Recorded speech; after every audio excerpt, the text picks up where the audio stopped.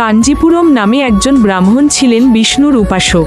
তিনি এমনই সিদ্ধিলাভ করেছিলেন যে ভগবান বিষ্ণুর সঙ্গে তিনি কথা বলতে পারতেন। এবং ব্রাহ্মণ কাঞ্জিপুরামের একজন শিষ্য ছিলেন, তিনি ভগবান বিষ্ণুর সেবা কাজে সাহায্য করতেন। গুরুদেবকে অনেকবারই অনুরোধ করেছিলেন, হে গুরুদেব, আপনি তো ভগবান বিষ্ণুর সঙ্গে কথা বলেন, ক্ষণিক যদি কৃপাপূর্বক আমার উদ্ধারের কথা ভগবানকে বলেন। গুরুদেব কাঞ্জিপুরম শিষ্যকে অভয় দান করলেন। এমনই একদিন ভগবানের ভোগ নিবেদন করেছিলেন ব্রাহ্মণ কাঞ্জিপুরম। মন্দিরের সামনে ভক্তরা ভোগ আরতির গান গাইছেন। ভগবান প্রসাদ পাওয়ার পর বিশ্রাম করতে যাবেন। ব্রাহ্মণ কাঞ্জিপুরম ভগবানকে প্রণাম করে বললেন, প্রভু, আপনার একজন ভক্ত আমাকে জিজ্ঞেস করতে বলেছেন যে সে কবে উদ্ধার পাবে।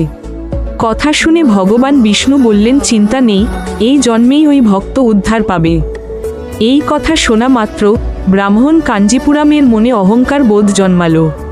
তিনি মনে মনে ভাবলেন, ওই সামান্য ভক্ত যদি উদ্ধার পেতে পারে, তবে আমি ভগবানের সঙ্গে ওঠা বসা করি, তবে আমি তো সহজেই উদ্ধার পেয়ে যাব।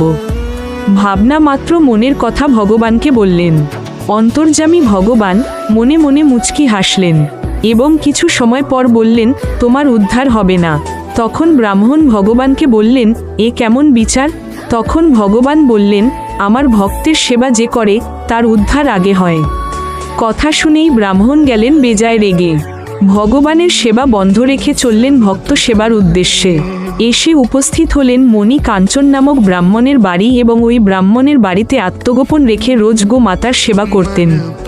এমনই কিছুদিন যাওয়ার পর একদিন রাতে ভগবান বিষ্ণু স্বপ্নে কাঞ্জিপুরামকে ডেকে বললেন, আমি অভুক্ত আছি, তুমি আমার সেবা করবে না কাঞ্জিপুরাম?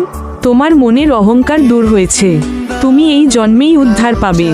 ভক্ত আর ভগবানের মিলন হইল প্রেমানন্দে। সবাই মিলে হরি হরি বলে বৃন্দাবনে চলো।